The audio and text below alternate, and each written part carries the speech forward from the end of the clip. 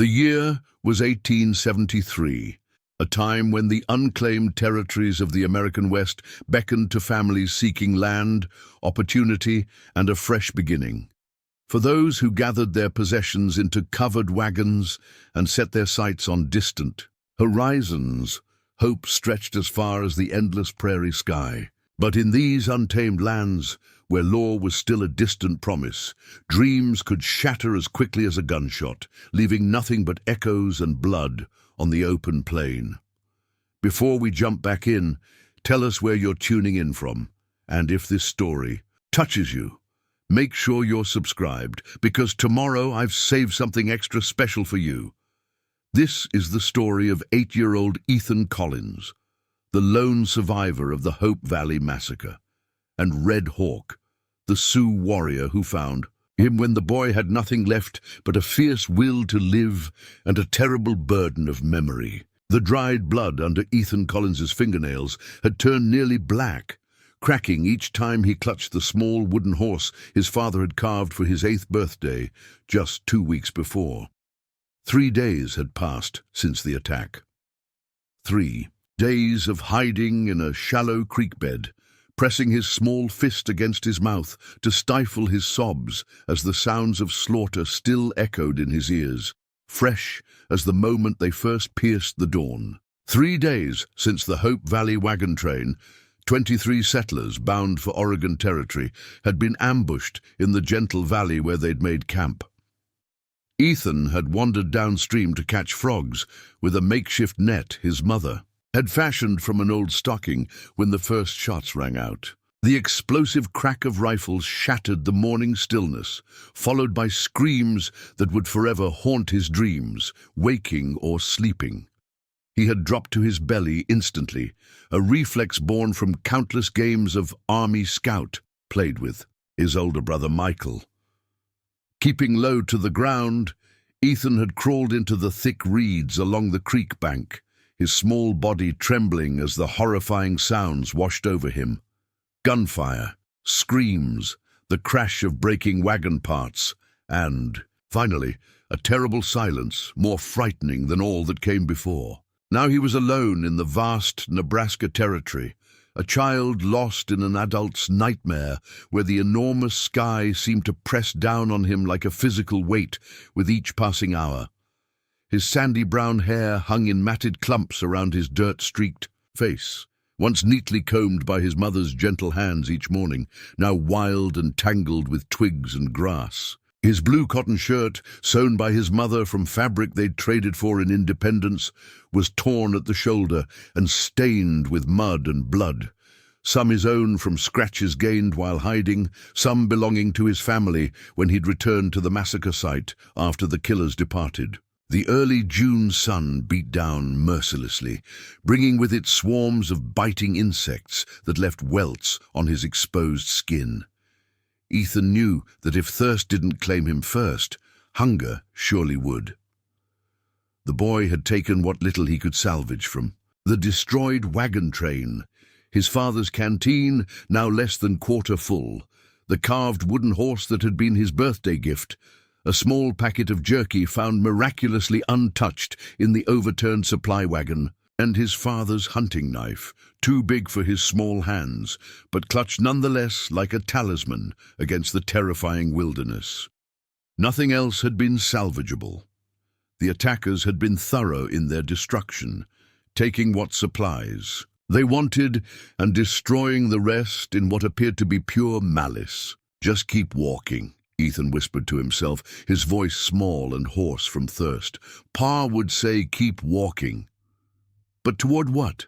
The boy had no clear destination, only the vague understanding that he needed to find people, a town, or any sign of civilization.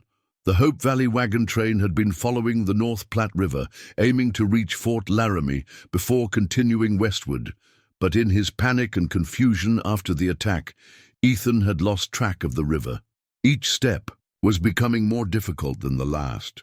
His boots, hand-me-downs from his brother that were still slightly too large, had rubbed blisters on both heels that burst and bled anew with every step.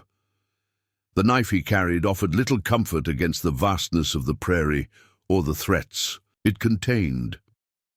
As evening approached, Ethan sought shelter beneath the twisted branches of a lone cottonwood tree, gathering dry grasses to create some meager protection against the cooling night air. He had no means to start a fire. The flint and steel had been in his father's pack, and William Collins' body lay back at the massacre site, eyes staring sightlessly at the sky, one arm still extended as if reaching for the wife who had fallen just beyond his grasp. William Collins had been a carpenter from Pennsylvania, skilled with his hands and full of dreams about building a new life and a thriving business in Oregon's growing settlements. The wagon train journey was supposed to be the beginning of their new life, not the end of the only world Ethan had ever known. Sleep came in fitful bursts, interrupted by distant coyote howls and the constant gnawing fear that kept his small heart racing. When dawn broke, Ethan forced himself to his feet despite the protests of his aching body and the emptiness in his stomach. The morning was clear, the sun rising in a cloudless blue sky that promised another scorching day ahead. He allowed himself a tiny sip from the canteen, rationing what little water remained before steeling his resolve. His father had always said Collins' men were made of sturdy stuff. It was time to prove him right, even if the thought made tears threaten to spill from his already reddened eyes. By midday, the heat had become nearly unbearable. Ethan's pace slowed to a painful shuffle, his boots dragging through the prairie grass, each step requiring more effort than his small frame could easily provide. Still, he pushed forward, following what appeared to be a game trail in hopes it would lead to water. It was during a brief rest in the shadow of a rock outcropping that he spotted it, a thin column of smoke rising in the distance, barely visible against the bright sky. His heart leapt with a mixture of hope and terror. Smoke meant fire, fire meant people, people meant either salvation or danger. Preparing and narrating this story took us a lot of time, so if you are enjoying it, subscribe to our channel. It means a lot to us. Now back to the story. Ethan hesitated, debating whether to approach or avoid the smoke. Who might be waiting there?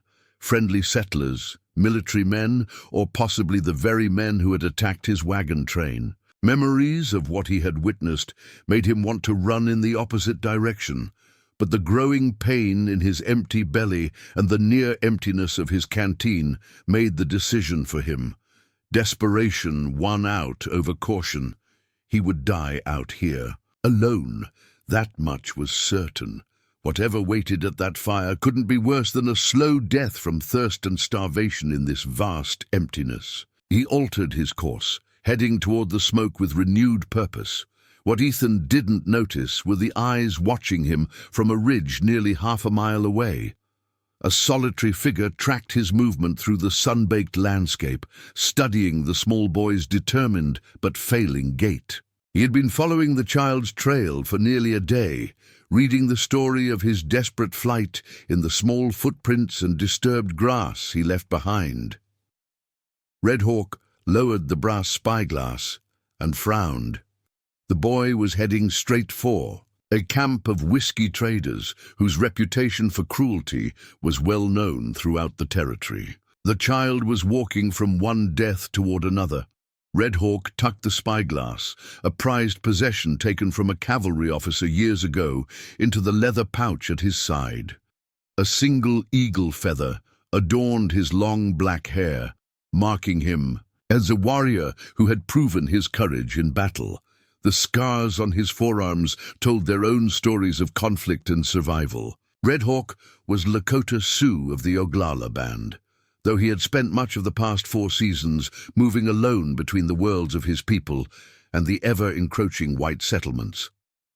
Once, he had been Rising Bear, a respected hunter with a wife named Morning Flower and a son, Little Thunder, who had been just a few summers older than the lost white boy he now watched. That was before the soldiers came to their winter camp during the moon of popping trees, December, when the colonel with the yellow hair had ordered no prisoners. He had been away hunting when the attack came. Upon his return, he found only ashes, blood on the snow, and bodies frozen in death's final embrace. His wife had died sheltering their son, both of them cut down by cavalry bullets that pierced straight through Morning Flower's body into the child she tried to protect.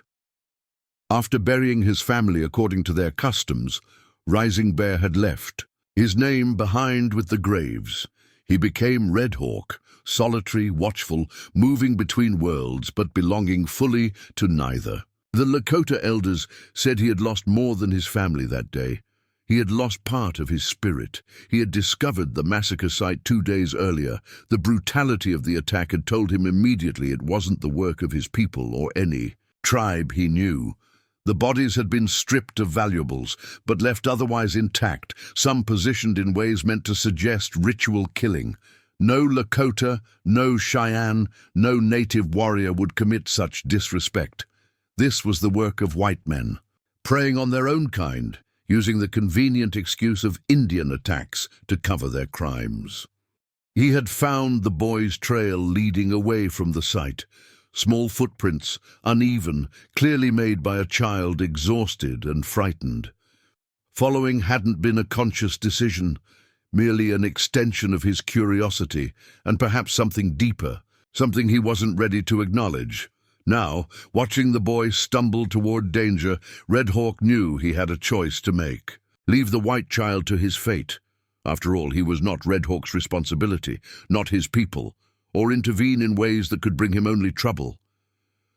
The sun continued its merciless descent, washing away any easy answers, leaving only the hard truth that the boy wouldn't survive another night alone on the prairie.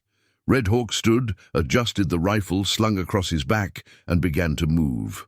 Whatever decision he had just made, even he wasn't entirely sure of his reasons. But as the distance between them closed, he knew that both their fates had just become entangled in ways neither could yet understand. Ethan's vision blurred as he pushed forward through the tall prairie grass. The distant smoke was his only beacon in the gathering afternoon heat. His legs trembled beneath him, threatening to buckle with each step. His mouth was so dry that his tongue felt like leather, and his cracked lips bled when he licked them. The small hunting knife, clutched in his right hand, offered little reassurance, but he gripped it tighter as he approached what appeared to be a clearing ahead. The smell of wood smoke grew stronger, mixing with another scent that made his empty stomach clench painfully: cooking meat. He paused at the edge of the clearing, partially concealed by a cluster of scrub oak.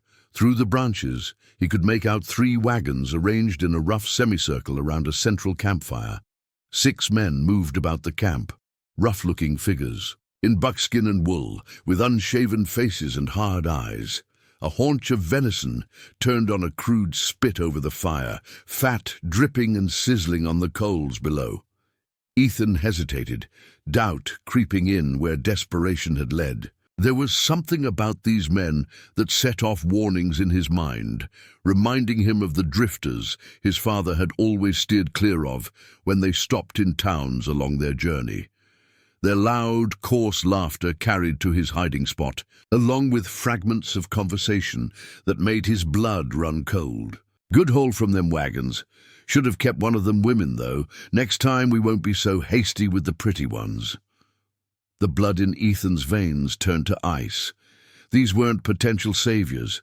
These were the men who had murdered his family, his father, mother, his older brother Michael, everyone he had known. An involuntary whimper escaped his throat before he could clamp his hand over his mouth. He began to back away slowly, careful not to make a sound, when his foot caught on an exposed root. He stumbled, catching himself against a tree trunk, but not before dislodging a cascade of leaves that rustled loudly in the still afternoon air. One of the men turned toward the sound, his hand moving to the pistol at his belt. "Who's there?" he called, voice sharp with suspicion. "Show yourself." Ethan froze, terror locking his muscles in place. The man started toward his hiding spot, joined by another who carried a rifle. The boy knew he should run, but his body refused to obey, trapped between fear and exhaustion. "Check it out, Mills," the second man ordered. "Probably just a deer, but no sense taking chances." The man called Mills drew his pistol and advanced toward the tree line where Ethan hid. In 20 more steps, he would discover the boy. In 30, Ethan would join his family in death. A sharp whistling sound cut through the air, followed by a dull thud. Mills stopped abruptly, looking down at his chest in confusion. The shaft of an arrow protruded from between his ribs, its fletching trembling slightly with the impact. He opened his mouth as if to speak, but only blood emerged, spilling down his chin before he crumpled to the ground. Pandemonium erupted. In the camp, the remaining men scattered for cover, grabbing weapons and shouting conflicting orders. Another arrow flew from somewhere to Ethan's left, missing its target but sending the bandits into further disarray. "Indians!" one of them yelled. "Take cover!" Ethan remained motionless, his mind struggling to process what was happening. The bandits' attention was no longer on finding him, but on the new threat. He needed to move, to escape while they were distracted. But which way was safe? A strong hand clamped over his mouth from behind, stifling the scream that rose in his throat. An arm wrapped around his waist, lifting his small body effortlessly and pulling him backward into the deeper shadows beyond the scrub oak. "Be still, little one," a voice whispered in his ear, the English accented but clear, "or we both die." Ethan's instinct was to struggle, to fight against this new captor, but the sound of gunfire from the camp made him reconsider. Whoever held him had just killed one of the men responsible for murdering his family. Perhaps, just perhaps, he was not an enemy. He allowed himself to be carried deeper into the woods, the stranger moving in a low crouch, swift and silent, despite bearing the boy's weight. Only when they were several hundred yards from the camp did he set Ethan down and release his hold. Ethan spun around, knife raised defensively despite his trembling hands, and got his first clear look at the man. He was tall, with broad shoulders, and the distinctive copper skin of the native peoples. His black hair was pulled back in a single braid, with an eagle feather woven into it. A bow was slung across his back alongside a rifle, but it was his eyes that captured Ethan's attention, dark, intense, and currently regarding him with a mixture of wariness and something else the boy couldn't identify. Sadness, perhaps. "They kill your people," he stated rather than asked, "at Wagon Place 3 suns ago." Ethan nodded slowly, not lowering his knife despite its uselessness against such a formidable figure. "Yes," he whispered, his voice cracking. "How did you know? Saw dead. Found your tracks." He gestured in the direction they had come. "Those men, bad men, not my people who attacked your wagons." "I know," Ethan replied, the knife wavering in his grip as exhaustion threatened to overwhelm him. "I heard them talking. I saw—" His voice broke as memories threatened to overwhelm him. The man studied him for a moment longer, then nodded once, as if coming to a decision. "Cannot stay. Here, they will search when they find courage again." As if to emphasize his point, another shot rang out from the direction of the camp, followed by shouting. The bandits were regrouping, perhaps preparing to hunt down whoever had attacked them. "I'm Ethan," the boy said, finally lowering the knife. What choice did he have but to trust this stranger? "Ethan Collins." The man touched his chest. "Red Hawk," he said simply. "Thank you," Ethan began. But his words died as his legs finally gave way beneath him. He crumpled toward the ground, the world spinning around him. Red Hawk moved with surprising speed, catching the small boy before he could fall completely. "Too long without water, without food," he observed, his expression softening slightly as he looked down at the child's exhausted face. "Needs safe place." Despite his situation, despite everything, Ethan felt a flicker of fear as this strange warrior lifted him into his arms as easily as his father once had. But he lacked the strength to protest, and somewhere in his mind, a voice that sounded like his mother's whispered that if this man had wanted to harm him, he could have done so already. Red Hawk carried him deeper into the woods, moving with a silent grace that seemed impossible for someone bearing even a child's weight. The sounds of pursuit faded behind them as darkness began to gather beneath the trees. Ethan drifted in and out of consciousness, awareness coming in fragments, the steady rhythm of Red Hawk's breathing, the occasional snap of a twig beneath his feet, the calls of birds announcing their passage through the forest. When he next opened his eyes fully, they were in a small ravine, sheltered by an overhanging rock formation. A tiny fire burned, carefully banked to produce minimal smoke. The warmth it radiated was the first real comfort Ethan had felt in days. Red Hawk knelt beside him, offering a water skin. "Drink slow," he instructed. "Little sips." Ethan accepted it with trembling hands, taking careful sips of the cool water as instructed. Each swallow felt like life itself flowing back into his parched body. "Why?" he asked when he had drunk his fill. "Why help me?" Red Hawk sat back on his heels, considering the question with the same grave intensity he seemed to apply to everything. In the flickering firelight, Ethan could see details he had missed before. A scar that ran along his jawline, the intricate beadwork on the medicine pouch that hung at his belt, the weariness in his eyes that spoke of someone who had seen too much. "Many reasons," he answered finally, "none simple." He reached into a leather bag and withdrew a strip of dried meat, offering it to the boy. "Eat, sleep. Tomorrow words will come easier." Ethan accepted the food gratefully, his stomach cramping in anticipation. The flavor was unfamiliar but not unpleasant, gamey and smoky. As he ate, Red Hawk moved to the edge of their small camp, positioning himself where he could watch for any sign of pursuit. His profile against the night sky seemed as much a part of this wild landscape as the trees and rocks that surrounded them. Ethan finished the meat and leaned back against the stone wall behind him, wondering at the strange turn his fate had taken. 3 days ago, he was Ethan Collins, a carpenter's son heading toward a new life in Oregon Territory. Now he was an orphan, dependent on the mercy of a warrior from a world as foreign to him as the moon.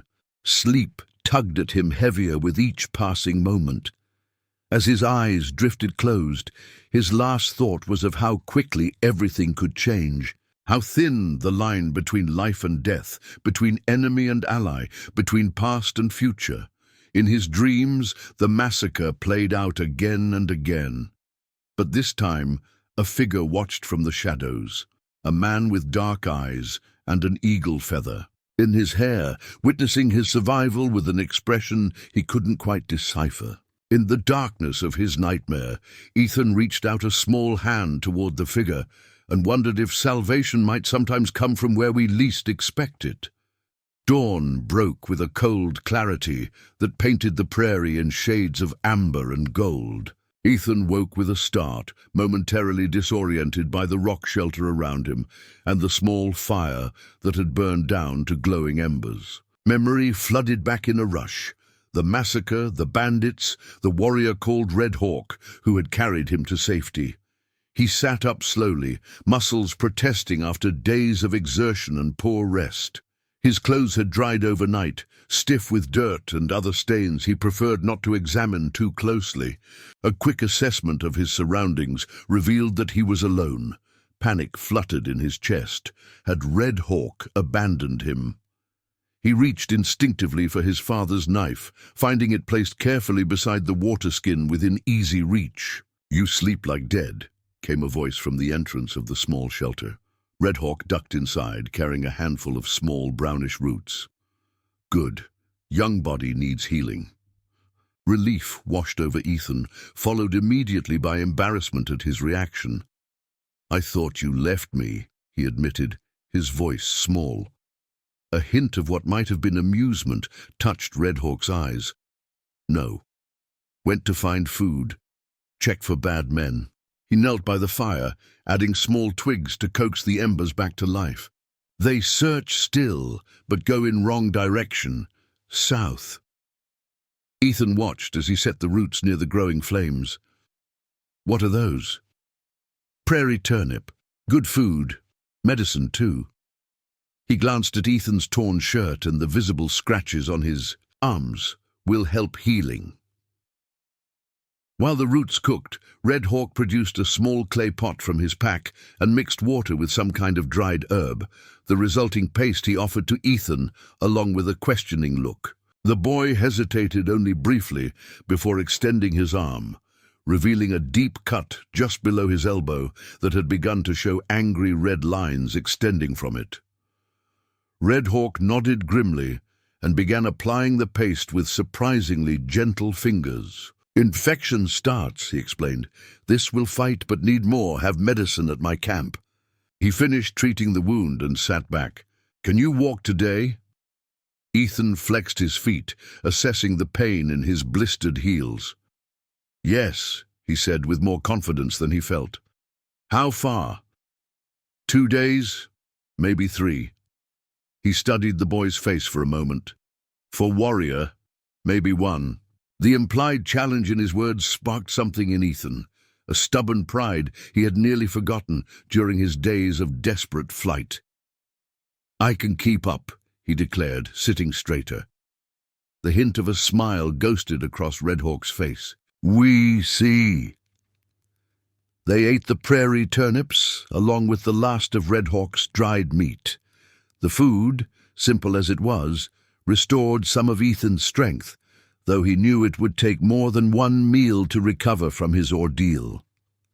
As they prepared to leave, Ethan found himself confronting a reality he'd been too exhausted to fully consider the night before. He was placing his trust, his life, in the hands of a man whose people were often portrayed as savages in the stories told around settler campfires. Yet this savage had shown more humanity than the white men who had murdered his family. "Why did you help me?"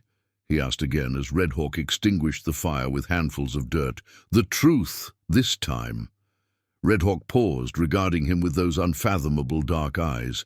"Truth has many sides, like river stones." He seemed to debate with himself before continuing.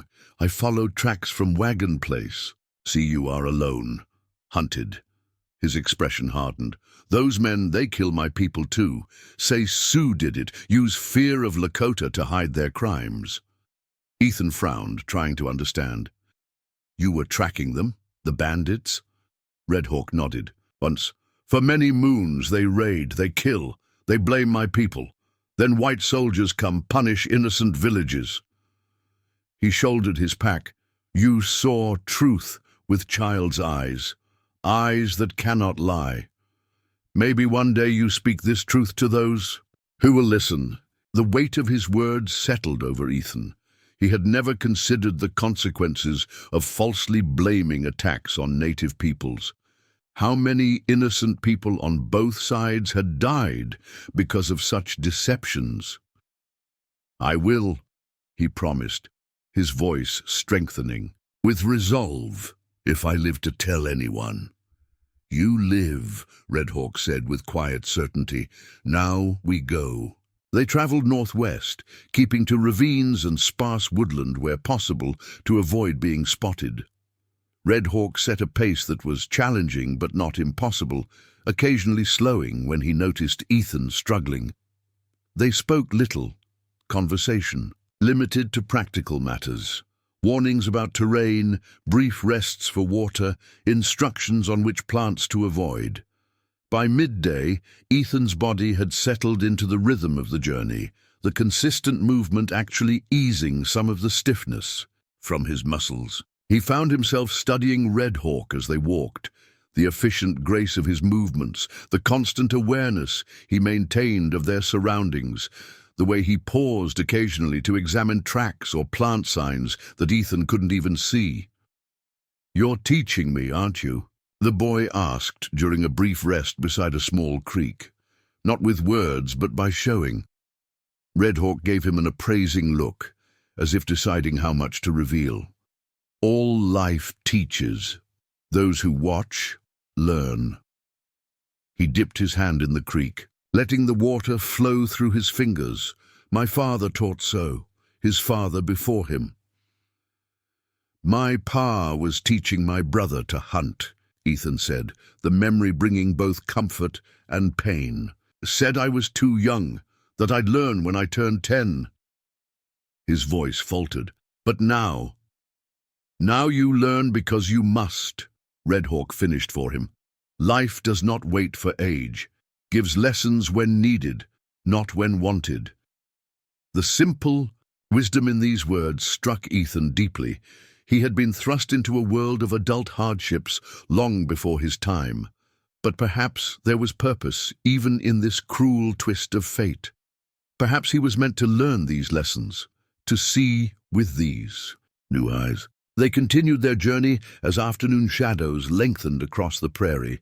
Twice Red Hawk froze in mid-step, signaling for Ethan to be still. Each time, after long moments of listening, he would relax slightly and gesture for them to proceed. The boy never asked what he had heard or sensed. Some things were better left unknown. As dusk approached, they reached a series of low hills dotted with juniper and pine. Red Hawk led him to a sheltered hollow where a natural spring bubbled up from between rocks, creating a small pool before trickling away downstream. "We rest here," he announced, shedding his pack. "Good water, hidden." Ethan sank gratefully to the ground, removing his boots to examine his feet. The blisters had broken and resealed several times during the day's journey, creating a painful patchwork of raw and calloused skin. He stifled a groan as he dipped his feet in the cool spring. "Water." Red Hawk watched him for a moment, then disappeared into the gathering darkness. He returned shortly with a handful of broad leaves and some white chalky stones. Crouching beside the spring, he crushed the stones to powder and mixed it with the masticated leaves. "For feet," he explained, offering the mixture to Ethan. "Will draw pain, help skin grow strong." Ethan hesitated only briefly before applying the paste to his battered feet. The relief was almost immediate, a cooling sensation that dulled the throbbing pain. "Thank you," he said, the words seeming inadequate for all Red Hawk had done. Red Hawk looked away, uncomfortable with gratitude. "Is survival," he said simply. "You help me, I help you." "How have I helped you?" Ethan asked, genuinely puzzled. Red Hawk was silent for so long that the boy thought he might not answer. Finally, he turned back, his expression serious in the deepening twilight. "White child alone on prairie has many enemies. White child with Lakota warrior has one more, but also has guide who knows both worlds." He gestured to the vast landscape. "Around them. This country bleeds from fighting between my people and yours. Maybe some must learn to walk between, to find new path." The weight of his words settled over Ethan as the first stars appeared overhead. He had lost everything he knew. Yet here in this hollow, beside a spring, with a man from a world he had been taught to fear, he felt the first tentative stirring of something unexpected, not hope. It was too soon for that, but possibility, a future not yet written. As they prepared a small smokeless fire for the night, Ethan found himself wondering what that future might hold, and whether he would have the courage to walk the path that was unfolding before him, one step at a time. Morning arrived with a layer of frost that glittered on the grass surrounding their camp. Ethan woke to find Red Hawk already alert, watching the eastern horizon with a troubled expression. The paste on his feet had dried overnight, forming a protective crust that cracked when he moved. Beneath it, his skin felt less raw, the worst of the blisters beginning to heal. "Storm coming," Red Hawk said, nodding toward a bank of dark clouds gathering in the distance. "Bad timing." Ethan followed his gaze, noting the ominous wall of grey approaching from the northwest. "How far is your camp?" "Still 2 days, maybe. More with storm." He handed the boy a small bundle of dried berries. "Eat. Needs strength today." The berries were tart but nourishing, easing the hollow feeling in Ethan's stomach. As he ate, the boy took stock of himself, the torn clothes that hung loosely on his frame after days of little food, the tangled mess of his hair, the dirt embedded beneath his fingernails. His mother would barely recognize him now. The thought brought a fresh wave of grief that he pushed down firmly. There would be time for mourning later. Right now, survival demanded all his attention. "Can I?" He gestured toward the spring, embarrassed but determined. "I need to wash." "Red." Hawk nodded, understanding immediately. "I will check trail ahead. Return soon." He gathered his bow and slipped away through the trees, offering the boy privacy without needing to be asked.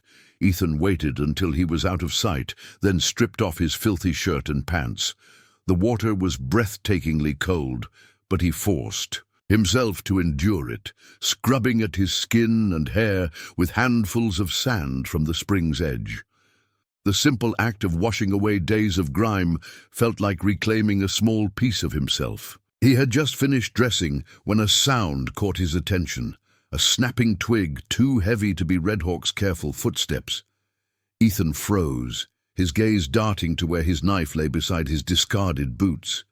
A man emerged from the trees on the opposite side of the spring, bearded, wearing a buckskin jacket stained with grease and gunpowder. One of the bandits. His eyes widened when he saw the boy, surprise quickly replaced by a predatory smile. "Well now," he drawled, hand moving to the pistol at his belt. "Didn't expect to find a kid out here all alone." His gaze traveled over. Ethan with cruel assessment. "You must be one that got away from the wagons." Ethan's mind raced. Red Hawk was too far to hear a call for help. The knife was several steps away. The bandit had a gun. His options were few and desperate. "Mills was right," the man continued, spitting on the ground. "Thought he heard something before that arrow took him. Where's your redskin friend, boy? The one who's been leaving us little surprises with his arrows?" "I don't know what you're talking about," Ethan said, struggling to keep his voice steady. "I'm alone." The man laughed, a harsh sound that echoed off the rocks. "Sure you are, kid. And I'm President Grant himself." He drew his pistol, leveling it at Ethan with casual menace. "Now you're going to tell me where the Indian is, or I'm going to put a bullet in your leg. Won't kill you, but it'll hurt something fierce."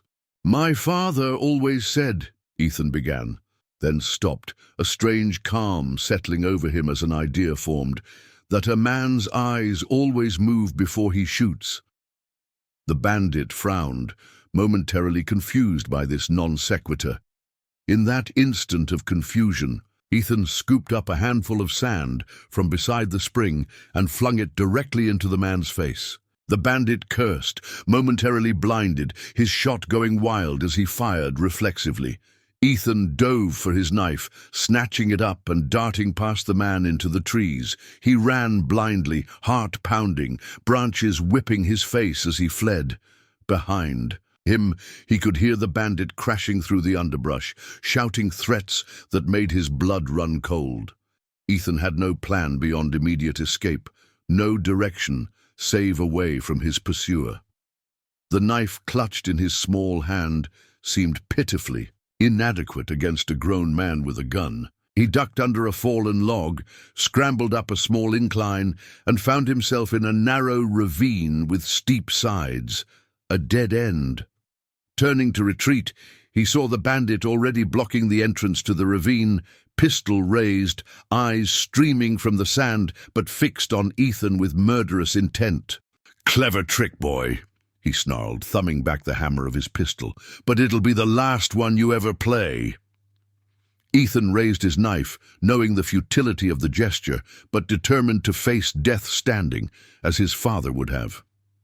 In that moment, he thought not of himself, but of Red Hawk, grateful that at least the warrior might escape the trap meant for them both. The bandit smiled cruelly, beginning to squeeze the trigger, then suddenly stiffened, a look of shock crossing his features. The pistol discharged into the ground as he pitched forward, revealing Red Hawk standing behind him, a bloodied knife in his hand. "Boy runs fast," the warrior observed, wiping his blade on the dead bandit's jacket, "but makes noise like buffalo herd." Relief made Ethan's knees weak. He sagged against the ravine wall, the knife nearly slipping from his nerveless fingers. I thought he was going to kill me." "Not while I breathe," Red Hawk said, his voice carrying a finality that sent a shiver down Ethan's spine. It was both reassuring and terrifying. The absolute certainty that this man would kill without hesitation to protect him. Red Hawk quickly searched the bandit's body, taking his ammunition, a small pouch that clinked with coins, and a folded paper from an inside pocket. This last item he studied with intense focus before tucking it into his own pouch. "What is it?" Ethan asked, curiosity momentarily overcoming his shock. "Map," Red Hawk replied, already moving to usher Ethan away from the scene. "Shows meeting place. Many bad men gather soon." His expression grew grave. "We must move quick now. Others will come looking when this one does not return." They traveled at a punishing pace for the remainder of the day, Red Hawk leading them on a circuitous route that doubled back on itself multiple times, crossed streams where they walked, in the water to hide their tracks, and utilized rocky outcroppings that left no footprints. By sunset, even Red Hawk's seemingly inexhaustible stamina showed signs of flagging.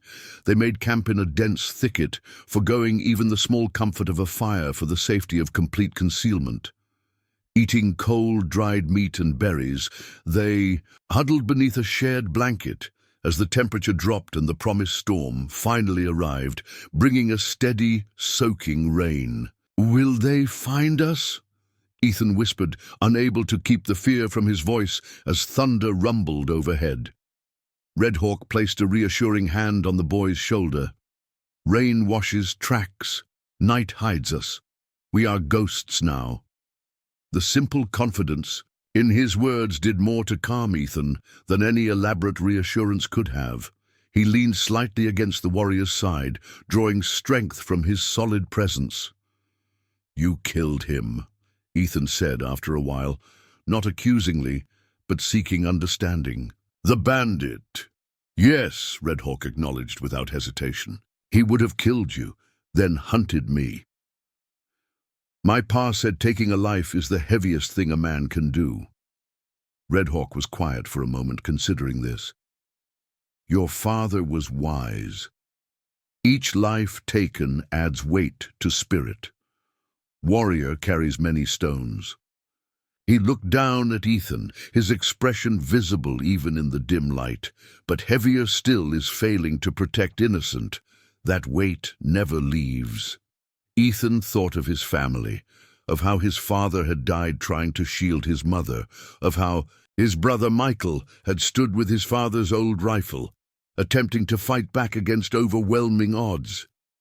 They had carried that heaviest of burdens, the weight of failing despite their best efforts. "I couldn't save them," Ethan whispered, giving voice to the guilt that had been growing alongside his grief. "I just hid. I didn't even try to help." "You lived," Red Hawk said firmly. "That is not hiding. That is surviving to carry their memory." He tapped Ethan's chest over his heart. "They live here now. You speak their names, tell their stories. They are not gone. This is also warrior's path to remember." The rain continued through the night, a constant patter on the leaves above them. Ethan slept fitfully, his dreams a chaotic mixture of memories and fears. He woke several times to find Red Hawk still awake, keeping watch despite his own obvious fatigue. By morning the storm had passed, leaving a world washed clean and glistening in the early light. The air smelled of wet earth and growing things, a reminder that even after the darkest storms, life continued, its relentless push forward. They ate a sparse breakfast and continued their journey, moving more openly now that the rain had obscured their trail. Red Hawk seemed to believe they had successfully evaded immediate pursuit. though his vigilance never wavered. As they walked, he began to share more with the boy, pointing out plants that could be eaten or used for medicine, showing him how to identify animal tracks, teaching him to move more quietly through the underbrush. Each lesson was delivered concisely, without elaboration, but with an expectation that Ethan would remember and apply what he learned. "You had a son, didn't you?" Ethan asked suddenly as they paused to drink from a clear stream. The question had been forming in his mind since their conversation the previous night, pieces fitting together from things Red Hawk had said and left unsaid. The warrior went still, his hand frozen in the act of replacing his water skin. For a moment, Ethan feared he had crossed an invisible boundary, trespassed into territory too painful to discuss. Then Red Hawk nodded once. "Little Thunder," he said, the name itself seeming to cause him physical pain. "7 winters when soldiers came to our camp. 3 winters passed now." "The soldiers killed him?" Ethan asked, horror dawning as he realized the implications. "Him, his mother, many others." Red Hawk's voice remained level, but his eyes held a depth of sorrow that made Ethan's chest ache in sympathy. "I was hunting, came back to find only ashes and bodies in snow." "I'm sorry," Ethan said, the words inadequate but sincere. Red Hawk looked at him with an intensity that seemed to see straight through to his soul. "You remind me of him, not in face but in spirit, brave heart, curious mind." He rose to his feet, signaling an end to the conversation. "Come, still far to go." They traveled in silence for a time, each lost in their own thoughts. Ethan realized that he had been given a rare gift, a glimpse into the private pain that drove this solitary warrior. It explained so much: why Red Hawk had followed his trail, why he had intervened at great personal risk, why he now devoted himself to the boy's protection and education. In Ethan, perhaps Red Hawk saw a second chance, a way to succeed where he had failed before, to save one child when he could not save his own. And in Red Hawk, Ethan recognized something he desperately needed, not just a protector or guide, but a connection. Someone who understood the particular agony of surviving when those you love do not, the guilt and obligation that came with being the one left behind. As the sun climbed higher, Red Hawk pointed to a distant line of trees marking the course of a river. "My camp there," he said. "Reach by nightfall if we walk strong." Ethan squared his small shoulders, determined not to slow their progress. "I can walk strong," he promised. The hint of a smile touched Red Hawk's usually stoic features. "I know."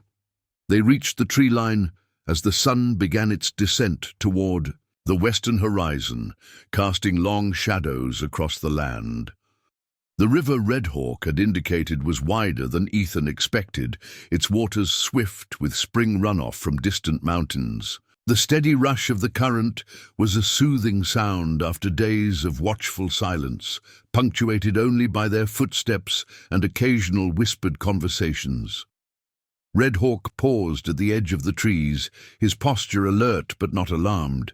He stood, motionless for several minutes, scanning the riverbank in both directions, before giving a barely perceptible nod, apparently satisfied. "Camp is upstream," he said, gesturing northward.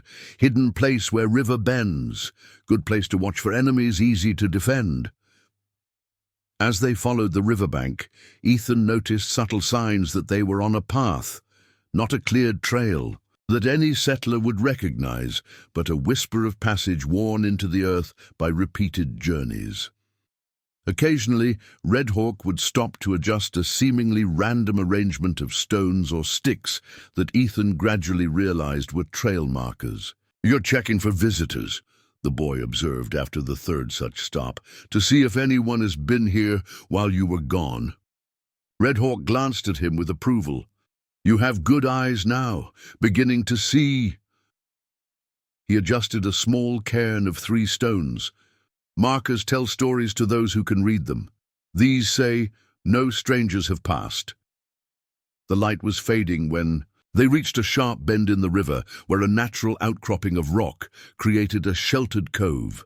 Unless one knew exactly where to look, the small camp was nearly invisible from both land and water, a perfect hidden refuge. What Ethan had imagined as a camp proved to be something more permanent, a small but sturdy shelter built against the rock face, constructed of timber and bark with a low entrance. Nearby, a canoe was carefully concealed beneath branches, and various tools hung from a rack protected by an overhang. "You live here?" Ethan asked, surveying the hidden homestead with growing appreciation for its ingenious design. "Sometimes," Red Hawk replied, "have many places, move with seasons, with need." He ducked into the shelter, emerging moments later with dry kindling, which he used to start a small fire in a stone-lined pit.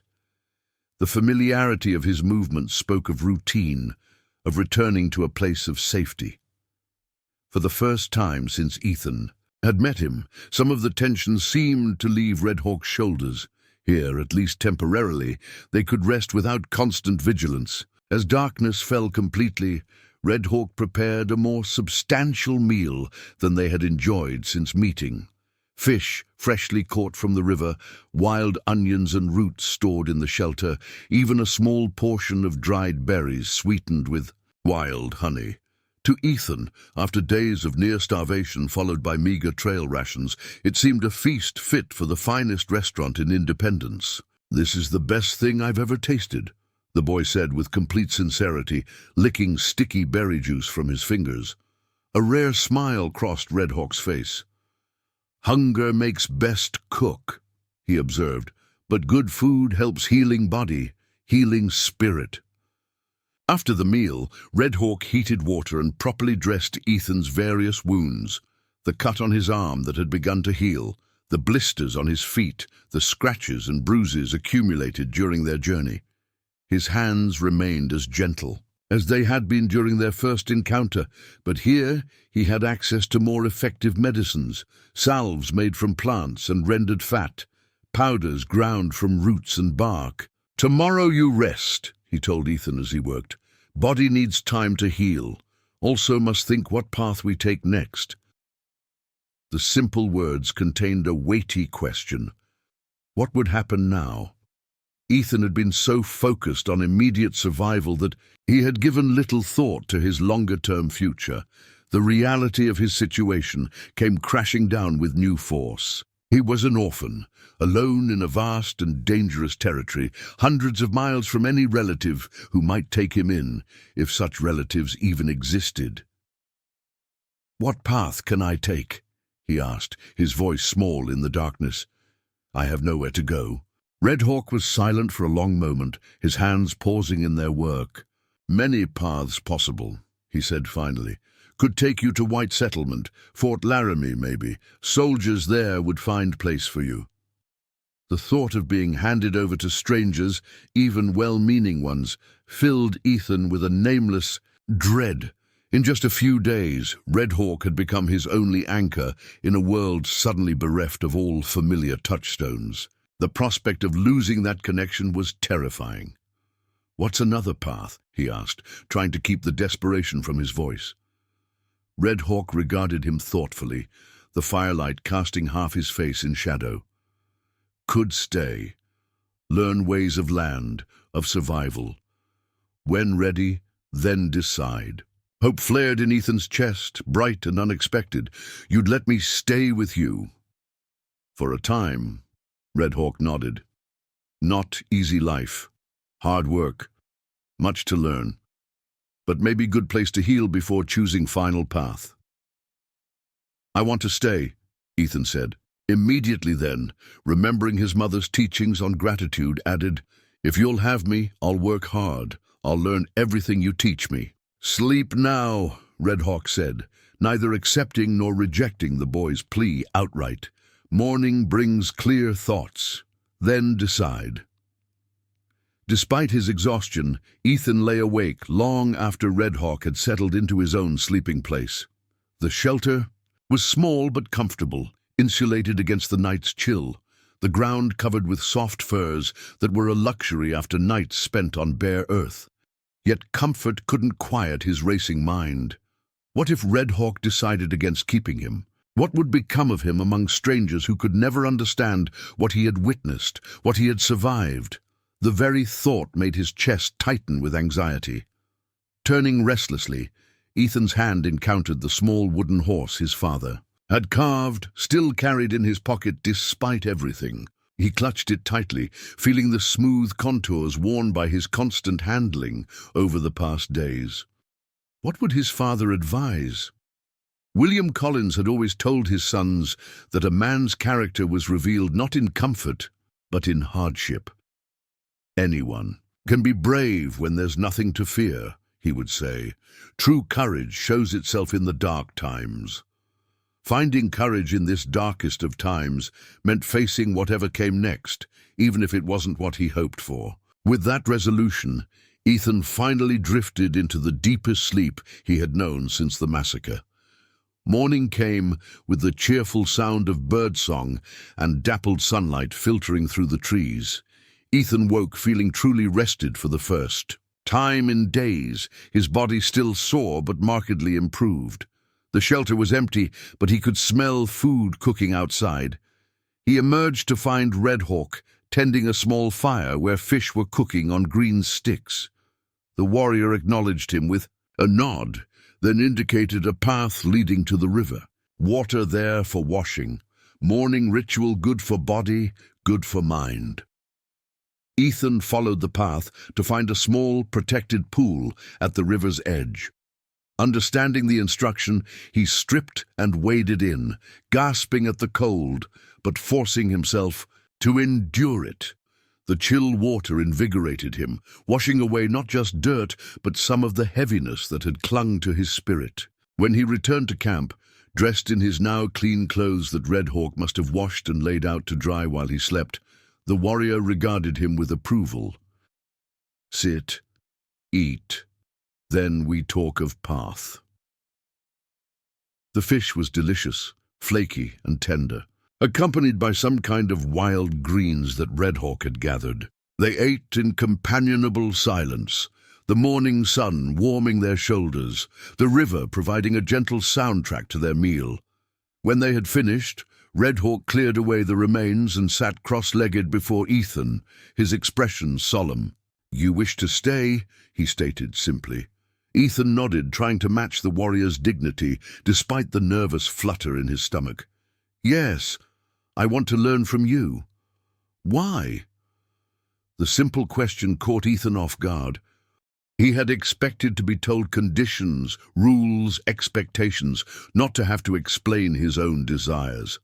"Because," he began, then paused, realizing that a thoughtless answer would not serve him here. This was not a trivial matter to either of them. "Because I need to understand this land that took my family. I need to learn how to survive in it. And because—" He hesitated, then decided on complete honesty. "Because you're the only person left in the world who knows what happened to me, who saw where I came from. If I go to strangers, that connection is lost forever." Red Hawk's dark eyes seemed to look straight through him, measuring the truth of his words. After a long moment, the warrior nodded. "Good reasons, true reasons." He leaned forward slightly. "But path has two directions. You must also know why I might take you as student." As he seemed to search for a word, as ward, it was Ethan's turn to ask why. Red Hawk's expression softened almost imperceptibly. "Because wound in heart does not heal when left empty. Teaching fills empty space. Protecting gives purpose." He touched his chest. "I could not save my son. Perhaps Great Spirit gives second chance through you." The simple, profound honesty of this declaration left Ethan momentarily speechless. He had not expected such openness from the typically reserved warrior. It was a gift of trust that demanded equal honesty in return. "I'm not your son," Ethan said carefully. "I can't replace him, but I can learn from you and maybe Maybe we can help each other heal." Red Hawk nodded, apparently satisfied with this understanding. "Then it is decided. You stay until snow season at least. Learn what I teach. Work hard. Obey without question when danger comes. These are my conditions." "I accept," Ethan said solemnly, then added with the first genuine smile to cross his face in days. "When do we start?" "We started when you first followed my tracks," Red Hawk replied. "Every moment is teaching for those who pay attention." He rose to his feet. "But today we start with this." He retrieved a sturdy stick about the length of Ethan's arm, one end wrapped in leather for a grip, the other carved to a dull point. "First weapon of boy becoming warrior. When you master stick, earn knife. When master knife, earn bow." Thus began Ethan's education in the ways of survival. True to his word, Red Hawk was a demanding teacher. Each day brought new lessons: how to move silently through different terrains, how to find water in seemingly dry places, how to identify edible plants and those with medicinal properties, how to read the weather from the behavior of animals and the patterns of clouds. Physical training was equally rigorous. Ethan learned to swim against the river's current, to climb trees with the agility of a squirrel, to run for increasing distances without becoming winded. His small body, initially weak from the ordeal of his survival and flight, gradually grew stronger, more resilient. Red Hawk taught him to listen, not just to hear, but to truly listen to the messages carried on the wind, the warnings spoken by sudden silences, the stories told by tracks upon the earth.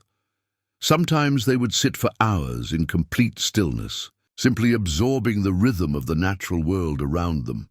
"Land speaks always," Red Hawk explained.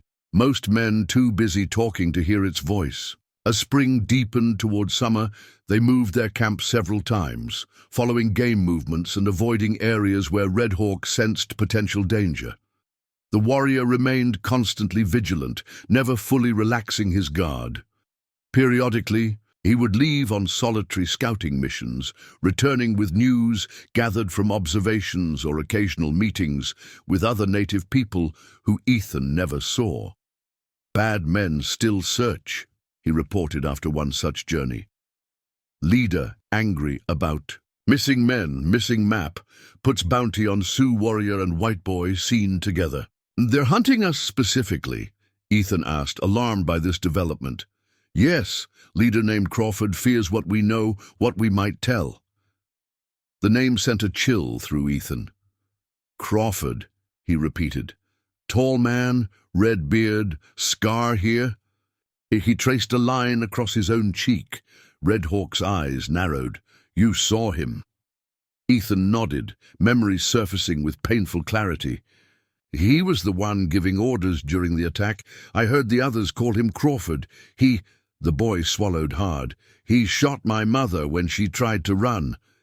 A dangerous stillness came over Red Hawk.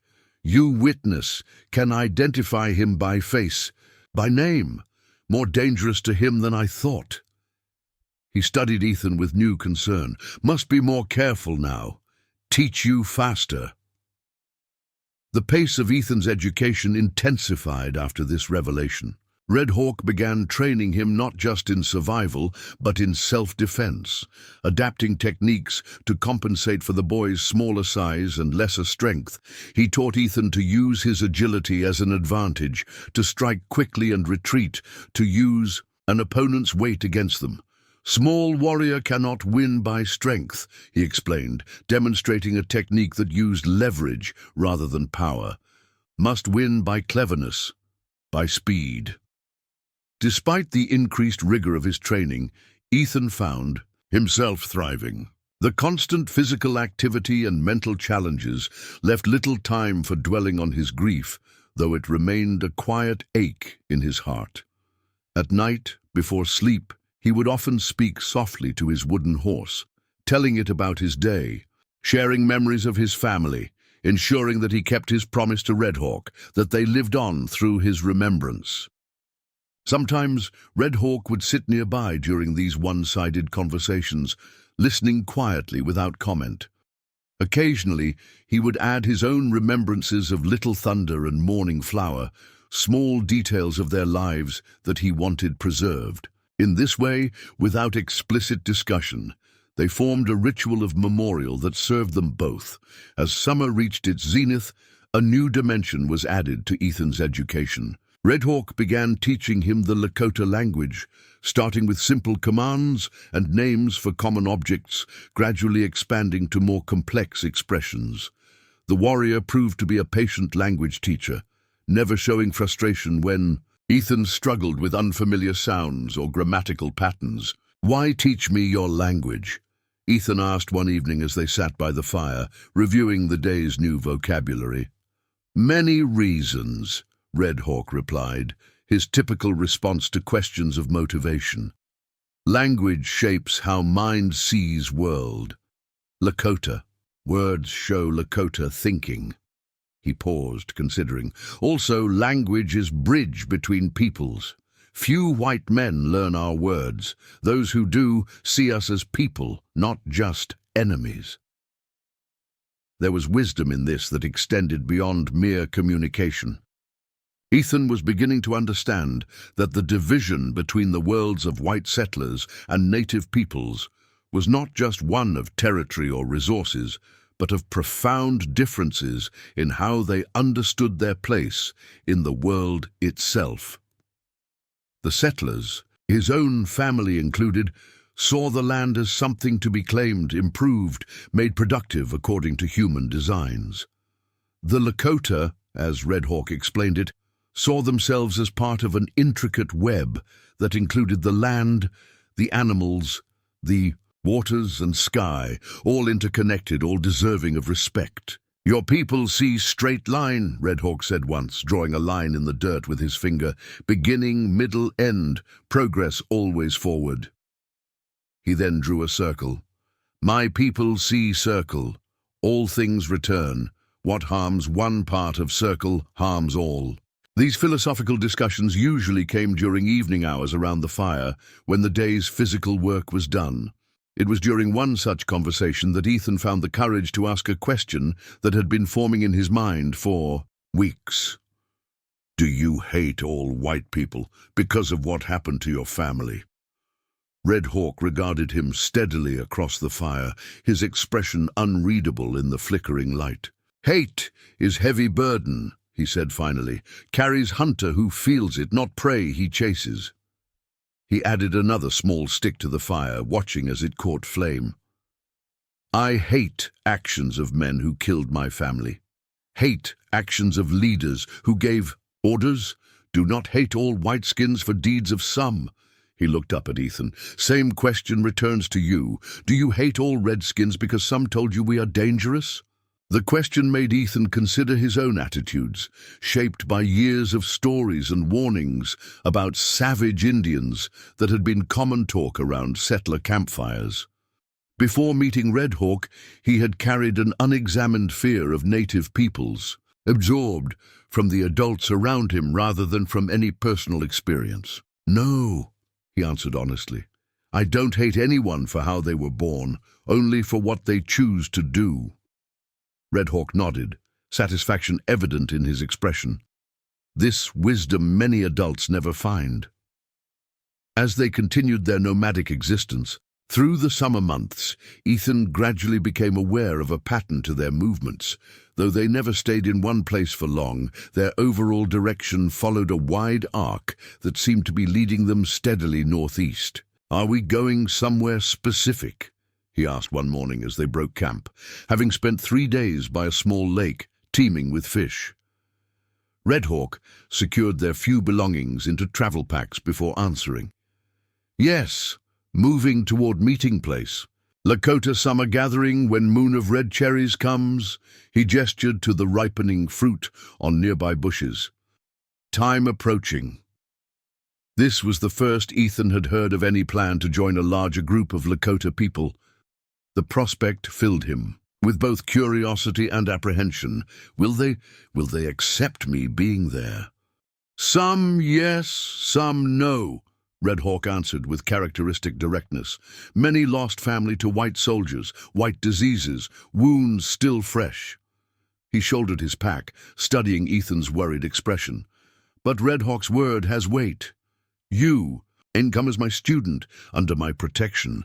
None will harm you. Why go if it might cause trouble? Ethan persisted, shouldering his own smaller pack. Because isolation weakens, Red Hawk explained as they set off through the morning mist. Lone, wolf may hunt well, but pack survives winter. Need supplies only trading can bring. Need news of tribes, of soldiers, of settlers. He glanced at Ethan. And boy needs to see that not all living is hiding. Needs to remember there is joy in world, not just survival. This last observation struck Ethan deeply. He had been so focused on learning to survive, on becoming stronger and more skilled, that somewhere along the way he had forgotten what it was to simply live, to take pleasure in existence beyond the satisfaction of immediate needs. The realization made him newly aware of how much Red Hawk had sacrificed in dedicating these months to Ethan's protection and education. "Don't you miss your people?"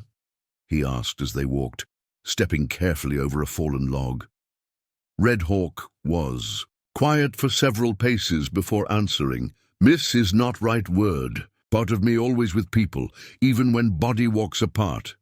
He touched the medicine pouch at his belt. "Carry them here, as you carry your family in wooden horse."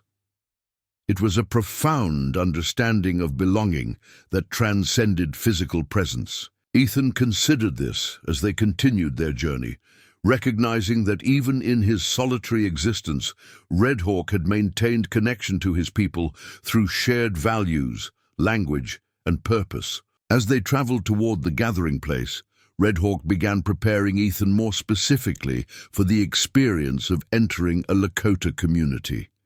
He taught him appropriate greetings and gestures of respect, explained the significance of various customs, and described the structure of authority within the bands that would be present. Most important, he emphasized, always show respect to elders. Even if words not understood, respect is clear in face, in actions. Ethan absorbed these lessons eagerly, determined not to embarrass Red Hawk or himself. He practiced the phrases he had been taught, worked on perfecting the subtle gestures that conveyed respect or deference, and listened attentively to explanations of what to expect.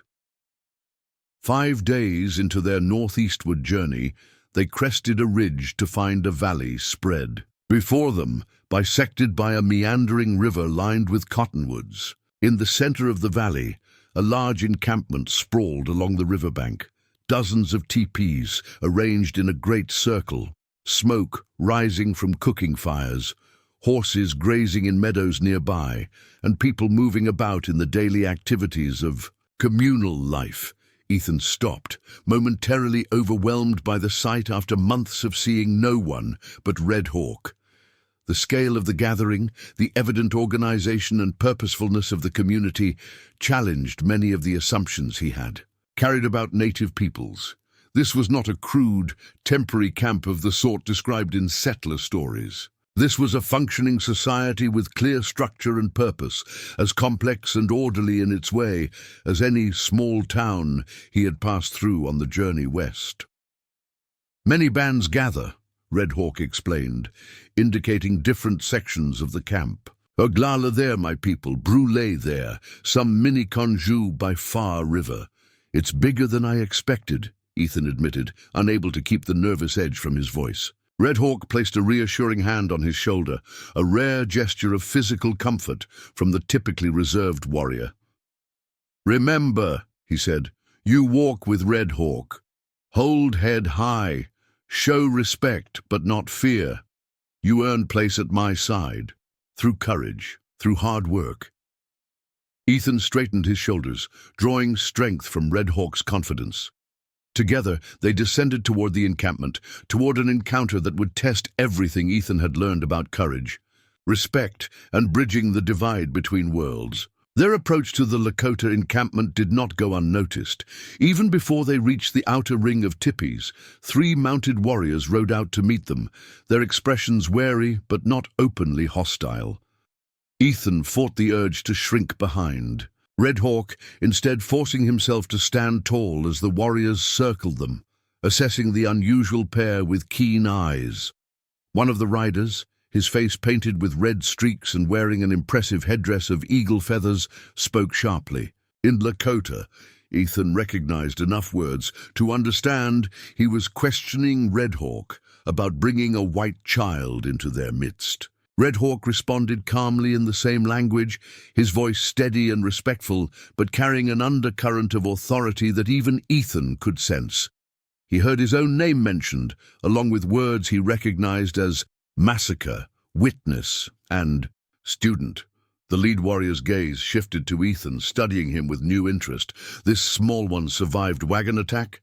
he asked in heavily accented English, clearly wanting to hear from Ethan himself. "Yes," Ethan replied, finding courage in Red Hawk's earlier words. "I saw everything. Men who did it weren't Indians. They were white men pretending, so soldiers would blame your people." This direct statement caused a ripple of reaction among the warriors. The leader leaned forward on his horse. "You would say this to white chiefs if asked?" "I would say it to anyone," Ethan affirmed, meeting the warriors. Gaze steadily. "It's the truth." The leader exchanged looks with his companions, then spoke again to Red Hawk. After a brief discussion, he straightened on his horse and made a gesture of acceptance. "You may enter, Red Hawk and Ethan Collins. The council will want to hear your words." He turned his horse, leading the way back toward the encampment. As they walked behind the riders, Red Hawk spoke quietly to Ethan. "You spoke well. Direct, without fear, earned respect." The simple praise warmed Ethan more than any elaborate compliment could have. Entering the camp itself proved to be an overwhelming experience. Everywhere he looked, life unfolded in vibrant detail.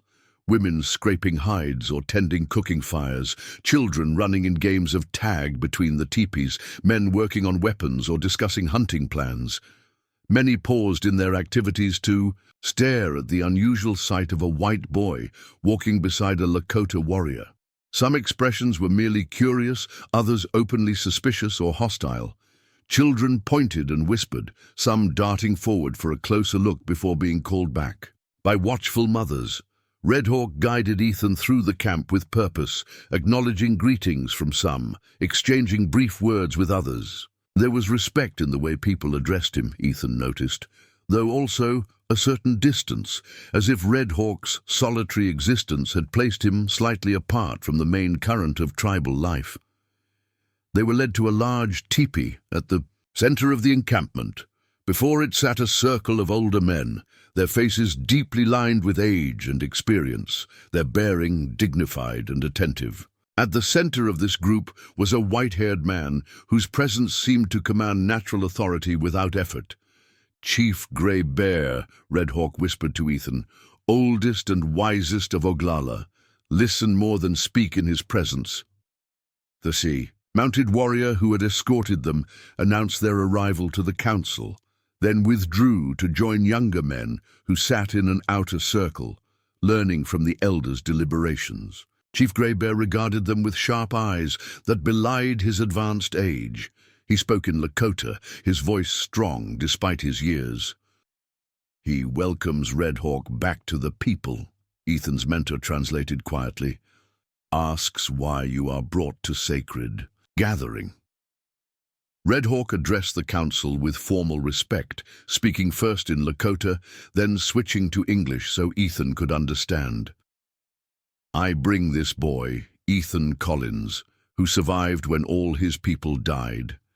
He witnessed the truth of who attacked the wagon train, white men who blame our people for their crimes, the same men who have raided our hunting parties and caused soldiers to threaten war." A murmur passed through the assembled elders. One man with a deeply scarred face spoke up skeptically, his words harsh, though Ethan couldn't understand them. "Black Wolf doubts your story," Red Hawk explained to Ethan. "Says White Boy will say anything to save himself." Before Red Hawk could respond, Ethan stepped forward, remembering his lessons in respect, but feeling a surge of determination. "May I speak?" he asked, addressing the chief directly.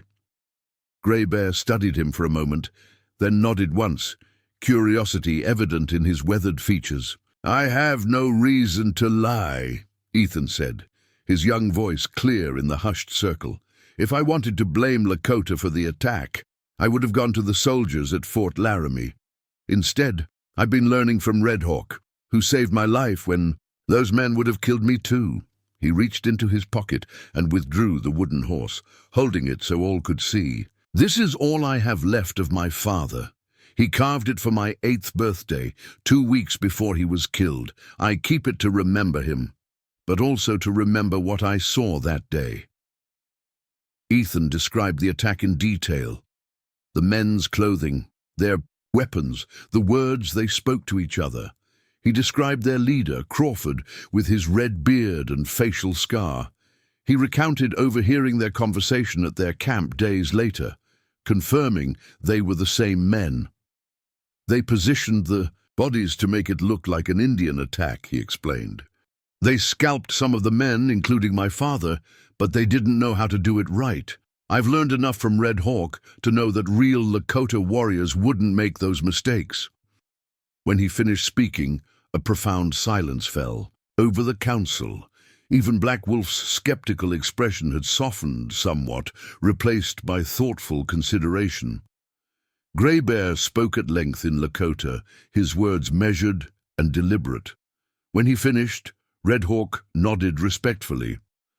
"The chief believes your words carry truth," he translated for Ethan. "Says a child's eyes see clearly what adult eyes sometimes miss. Council will consider what this means for our people." They were invited to sit at the edge of the council circle while the discussion continued. Ethan listened attentively, though he understood only fragments of the conversation. The depth and complexity of the deliberations impressed him. This was not the impulsive, emotional decision-making process that settler stories often attributed to savages, but a thoughtful weighing of evidence and implications worthy of any courtroom he had seen when accompanying his father on business in St. Louis. As the council deliberated, a young woman approached, carrying a wooden bowl of stew and a water skin. She offered these to Red Hawk and Ethan with a shy smile. Ethan thanked her in Lakota, using the phrase Red Hawk had taught him. Her eyes widened in surprise, then she laughed, a musical sound that reminded Ethan sharply of his mother's laughter, bringing both pain and a strange comfort. "My sister's daughter singing Rain," Red Hawk explained after she had gone. "Curious about you." "You have family here," Ethan observed, surprised by this revelation after months of thinking of Red Hawk as completely alone. "All Lakota are." "Family in some way," he replied. "But yes, sister still lives. Her husband, Two Bears, is there." He nodded toward one of the men in the outer circle. "Did not speak of them before. Memories sometimes too sharp." The council's discussion continued as they ate, various elders speaking in turn, some with passion, others with measured caution. Finally, Grey Bear raised his hand, silencing the debate. He spoke decisively, ending with what was clearly a question, directed at Red Hawk. Red Hawk straightened, his expression grave. "Chief asks if I will undertake a journey," he translated for Ethan, "to take you to Fort Laramie, where your testimony might prevent war between our peoples." The request clearly troubled Red Hawk. Fort Laramie represented significant danger, both from soldiers who might not believe their story, and from Crawford and his men, who would certainly try to silence them if they learned of their presence. "It is your choice," Red Hawk told Ethan. "No shame in declining. Journey has great danger." Ethan considered the choice before him. The safety of the camp was tempting after months of hard travel and constant vigilance. Here, under Red Hawk's protection and the grudging acceptance of the tribe, he might continue to learn and grow stronger before facing a larger world that now seemed alien and threatening. Yet he thought of his father's constant emphasis on doing what was right, not what was easy. He thought of Red Hawk's family, murdered by soldiers acting on false information. He thought of other wagon trains that might suffer the same fate as his own if Crawford's band continued their deadly deception. "I'll go," he said firmly. "I'll tell what I saw. It's the right thing to do." Red Hawk nodded, approval evident in his expression. He turned to Greybear and spoke in Lakota, conveying Ethan's decision and adding what sounded like a commitment of his own. The chief listened, then responded with what Ethan recognized as a blessing or prayer, his gnarled hands sketching symbols in the air between them. "We leave tomorrow," Red Hawk informed Ethan. "Tonight, we rest. Council gives supplies, sends 4 warriors with us for protection."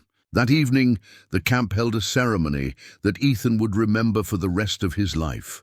A great fire was built in the center of the circle of teepees, and the entire community gathered around it. Drums beat a hypnotic rhythm as dancers in elaborate regalia moved around the flames, telling stories through movement that needed no translation. Ethan sat beside Red Hawk, watching in wonder as the firelight played across the faces of the assembled Lakota. Children stared at him with undisguised curiosity, some venturing close enough to touch his sandy hair before being shooed away by their mothers. A few elders approached to speak with Red Hawk, casting appraising glances at Ethan as they did. "So, they say you have courage for such a small one," Red Hawk translated after one such conversation. "Old Bull Elk there says perhaps you were Lakota warrior in previous life." Ethan smiled at the elderly man who had just spoken, offering a respectful nod that was returned with equal gravity. As the evening progressed, Red Hawk's sister Singing Grass joined them, bringing her husband 2 bears and their children, a boy about Ethan's age named Running Fox and a younger girl called Little Dove. After initial shyness, the children began a halting conversation, curiosity overcoming cultural barriers. Running Fox spoke some English, learned from a missionary who had briefly visited their band before being sent away. "You fight with stick?" he asked, pointing to the training weapon that Ethan still carried tucked into his belt. "Red Hawk is teaching me," Ethan explained. "I'm not very good yet." This admission led to an impromptu demonstration between the boys, with Running Fox showing Lakota fighting techniques that complemented what Red Hawk had been teaching.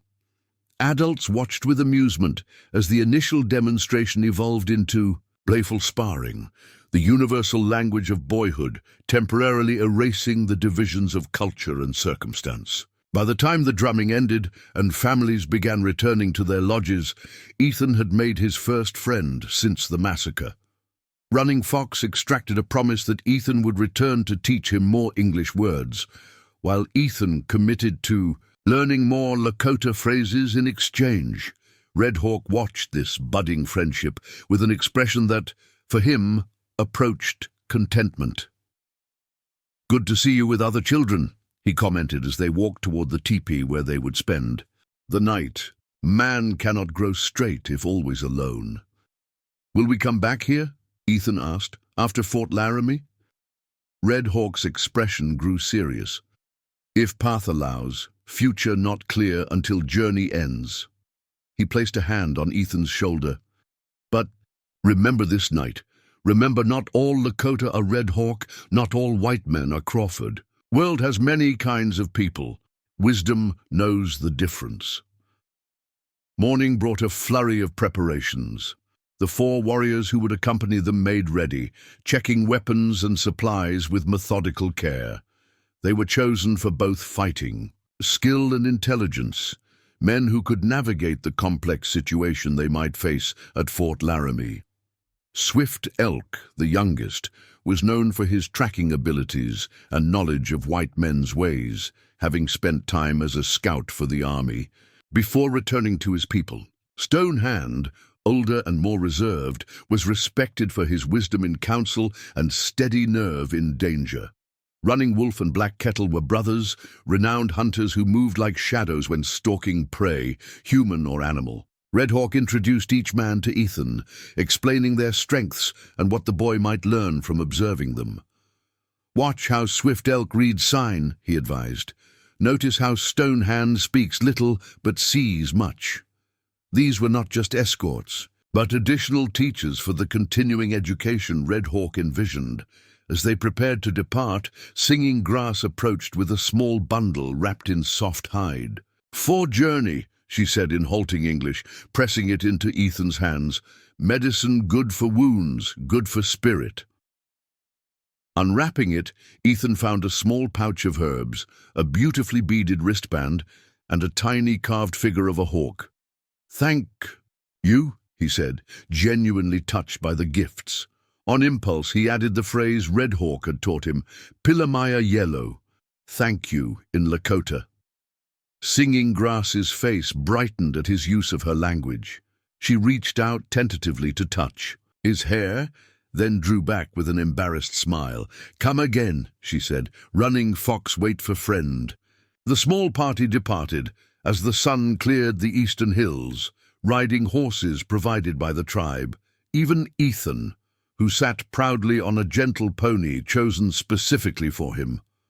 Red Hawk had been teaching him to ride during their travels, and, while he lacked the intuitive connection to horses that the Lakota displayed, he managed to stay mounted with reasonable dignity. Their route would take them south and slightly west, a journey of approximately 5 days, if all went well. They traveled cautiously, with Swift Elk and Black Kettle riding ahead as scouts, Stone Hand and Running Wolf guarding the rear, and Red Hawk keeping Ethan at the center of their formation. The first 2 days passed uneventfully, the warriors using the time to better acquaint themselves with Ethan, gauging his understanding and resilience. Initially reserved, they gradually accepted his presence as they observed his willingness to learn, his respectful attention to their guidance, and his evident bond with Red Hawk. Stone Hand, the most taciturn of the group, surprised Ethan on the second evening by offering to teach him a Lakota game played with marked sticks and stones. "For sharp mind," he explained as he arranged the pieces. "Warrior thinks before acts." The strategic game proved challenging, but engaging, requiring Ethan to think several moves ahead and consider multiple possibilities. "You learn quick for white boy," Stone Hand commented, packing away the game pieces as night fell completely. "Good head on young shoulders." Coming from the reserved Stone Hand, this was high praise indeed.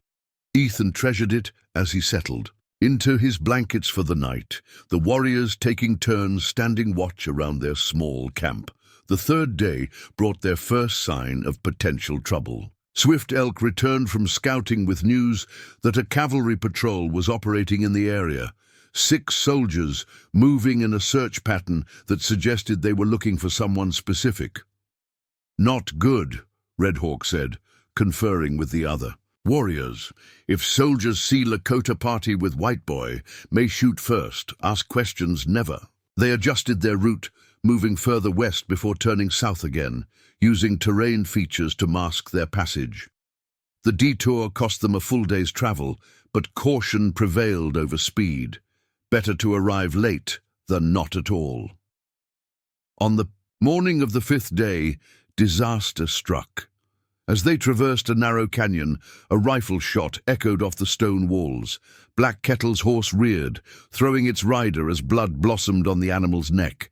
More shots followed in quick succession, forcing the party to scatter for whatever cover the rocky terrain offered. "Ambush!" Red Hawk shouted, pulling Ethan from his pony and pushing him behind a boulder. "Stay down!" Ethan pressed himself against the rock, heart hammering in his chest as bullets whined overhead. Through gaps in the rocks he could see their attackers, not soldiers but Crawford's men, positioned on both sides of the canyon, effectively trapping the Lakota party in a deadly crossfire. How had they known?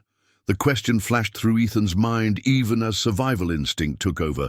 Red Hawk had drilled him repeatedly on what to do in case of attack. Stay low, stay quiet, observe without being seen. The Lakota warriors returned. Fire with disciplined precision, making each shot count against opponents who held the high ground advantage. Stone Hand had already wounded one of the attackers, while Swift Elk was working his way up the canyon wall, seeking to flank their enemies. "Crawford is there," Red Hawk said grimly, pointing to a figure partially concealed behind a rock outcropping. "On the eastern ridge. Recognized me through spyglass days ago. Set trap." Ethan risked a quick glance, catching sight of the red-bearded man directing his forces with angry gestures. Even at this distance, Crawford's face triggered a surge of hatred so intense it momentarily robbed Ethan of breath. This was the man who had murdered his mother, who had given the order that destroyed his family and future. The firefight continued for nearly an hour, neither side able to gain decisive advantage. One of Crawford's men lay dead, picked off by Running Wolf's expert marksmanship.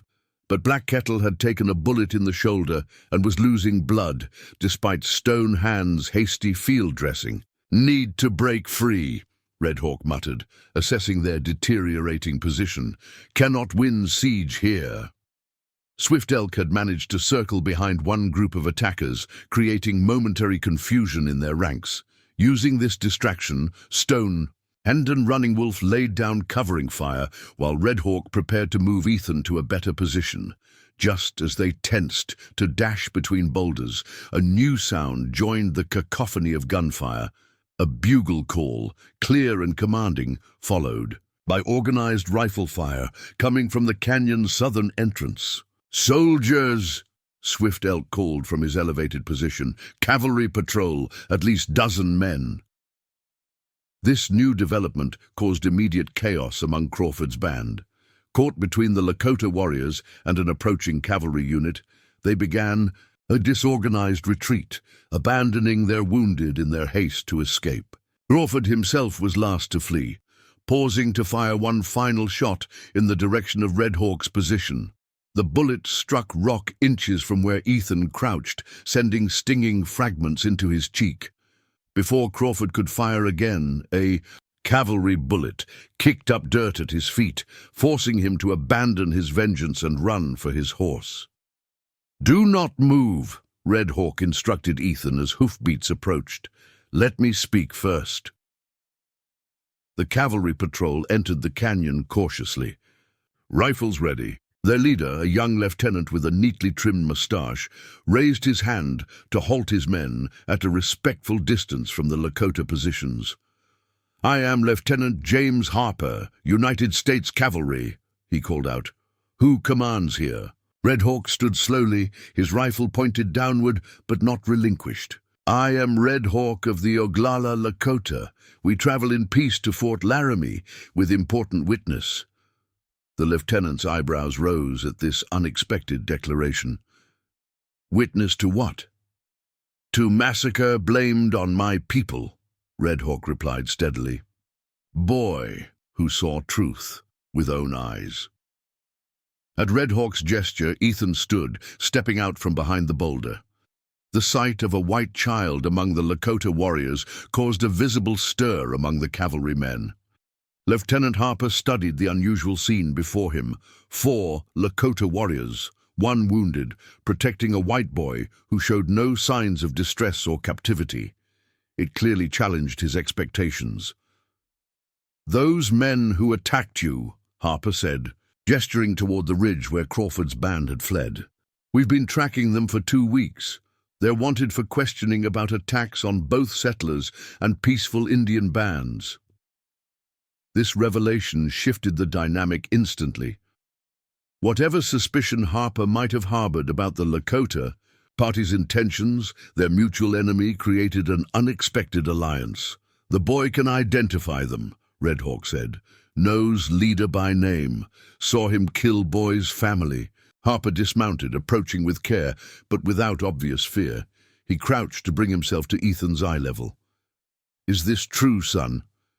Were you a survivor of a wagon train attack? Yes, sir, Ethan replied. Years of taught respect for authority, asserting themselves despite his months away from white society. The Hope Valley train 3 months ago. They killed everyone but me. It was Crawford and his men, not Indians like they made it look. Harper's expression grew grave. We've suspected as much. There's been a pattern, attacks made to look like Indian raids, but details never quite right. He straightened, making a decision. You'll come with us to the fort, all of you, he added, including Red Hawk and the warriors in his gesture. Major Bradford will want to hear this firsthand. As the cavalryman helped Black Kettle with his wound and prepared to escort them to Fort Laramie, Ethan found himself walking beside Red Hawk, slightly apart from the others. Did you know, he asked quietly, that soldiers would come? Red Hawk's expression remained impassive, but there was a glint in his eye that suggested not all had been left to chance. Sent swift elk to leave tracks for patrol 3 days ago. Gamble, but good odds. The revelation of this strategic thinking impressed Ethan. Red Hawk had anticipated not only Crawford's ambush, but also the potential benefit of military intervention, setting the stage for a 3-way encounter that worked to their advantage. You planned for us to meet the soldiers all along, Ethan realized, even when we were avoiding them. Red Hawk nodded slightly. Avoid on our terms, meet on our terms, better position for truth to be heard. He placed a hand briefly on Ethan's shoulder. Remember lesson, in battle, direct path often most dangerous. Circle like hawk, strike when moment is right. As they rode toward Fort Laramie, Ethan now mounted behind Lieutenant Harper, Red Hawk and the warriors on their own horses but under escort rather than guard. The boy reflected on how far he had come from the terrified, helpless child who had hidden in a creek bed while his world was destroyed. In the crucible of loss and survival, guided by Red Hawk's patient wisdom, he had discovered strengths he never knew he possessed. He had learned not just how to stay alive in a hostile wilderness, but how to bridge worlds that most considered permanently divided by hatred and misunderstanding. What awaited him at Fort Laramie remained uncertain. Justice for his family was not yet assured. Crawford remained at large, a threat not yet neutralized. The future, whether it would lead him back to white society or continue alongside the Lakota who had become his second family, was still unwritten. But as the fort appeared on the horizon, its flag snapping in the prairie wind, Ethan felt something that had been absent since the day of the massacre. Hope, not the naive hope of a child who expects the world to be fair, but the tempered hope of one who has seen its worst and still chooses to believe in the possibility of something better. We arrive soon, Red Hawk observed, riding up alongside Harper and Ethan. Ready to speak your truth? Ethan nodded, sitting straighter on the horse. Ready, he affirmed, his young voice steady with the conviction of one who had earned the right to be heard. The wooden horse rested in his pocket, a tangible connection to all he had lost. The hawk carving from singing grass lay beside it, a symbol of all he had found. Between these two talismans, Ethan Collins, orphan, survivor, bridge builder, and a road toward a future that would be shaped by his courage to speak truth in a land where lies had too long prevailed. Up next, you've got 2 more standout stories right on your screen. If this one hit the mark, you won't want to pass. These up, just click and check them out. And don't forget to subscribe and turn on the notification bell so you don't miss any upload from us.